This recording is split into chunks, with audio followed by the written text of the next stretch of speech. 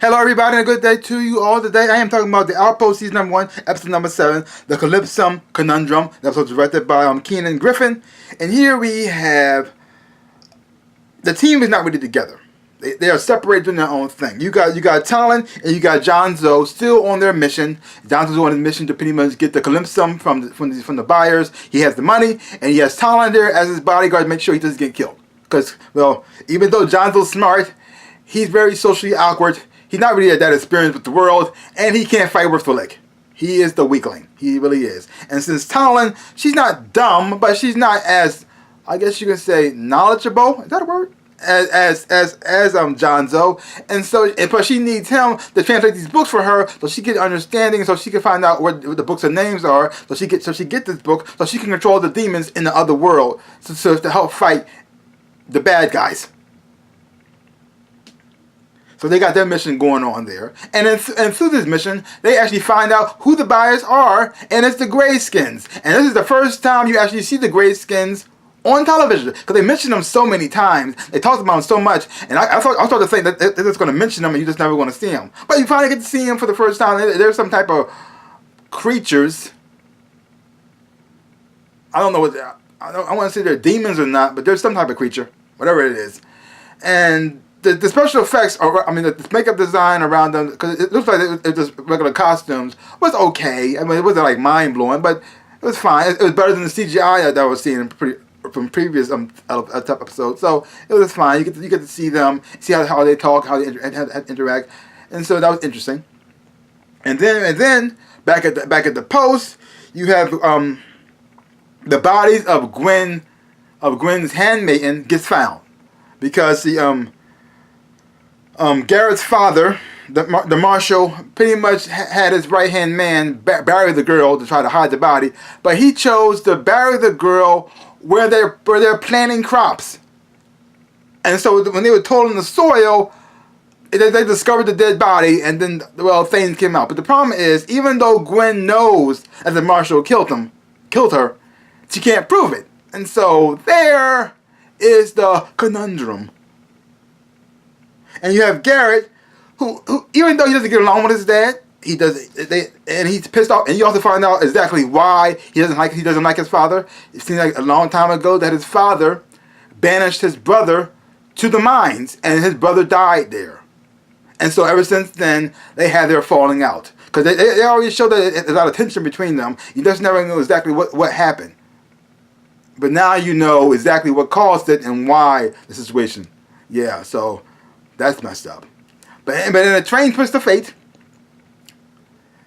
because even though Gwen cannot prove that the marshal killed her best friend, she still had him also banished to the mines. The same place where his son died, he got sent. And he also had not a good first day. But at the same time, something interesting happened. He had a protector there. And the protector was given to him not by his son, but by Gwen. Interesting. Huh. So you have Talon and Jonzo out there in the field, handling their business. You got Gwen Garrett dealing with the whole situation with the marshal and the dead body, and also dealing with the new marshal that's out there, who's an idiot. Like, it went from bad to worse. And then you have the bad guy. You have Everett, who's played by Philip Brody, and his right-hand man, which is a little girl named Ilian, who's played by Elizabeth Berkner.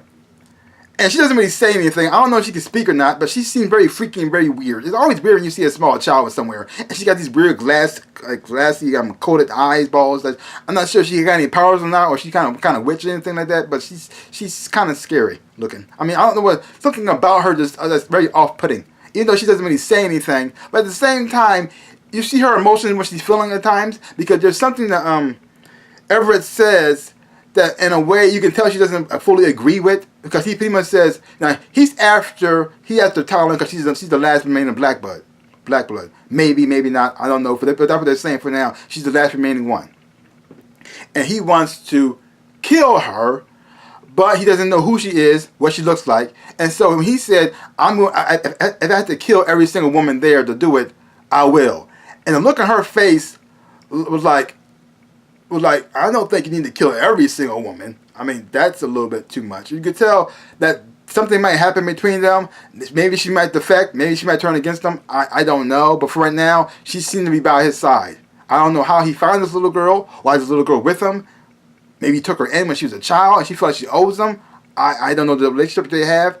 Maybe she's akin to a fallen soldier that's under him that he felt responsible for. Whatever it is, he has this little girl with him.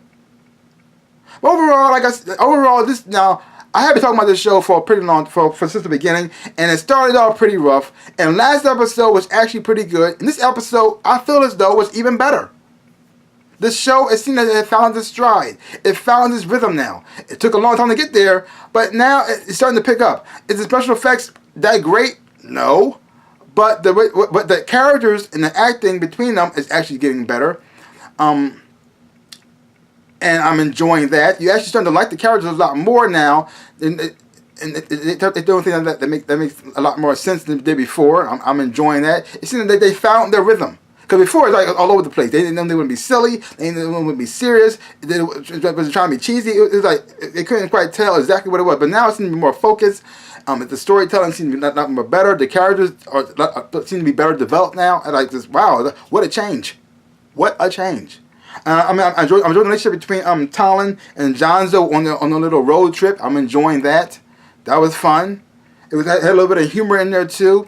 And Jonzo was a little like, awkward and weird, but he's not as annoying as he was when he first started out. So I'm starting to like him, and I actually like the chemistry they have between Talon and Jonzo. I don't think they're going to go into a romantic way, but I still like them together. And I also like the relationship between Gwen and Garrett, and I like the scene they had when they was arguing over his father, about if he was guilty or not. I actually really did enjoy that. And also had a sweet touching moment between Gwen and the general.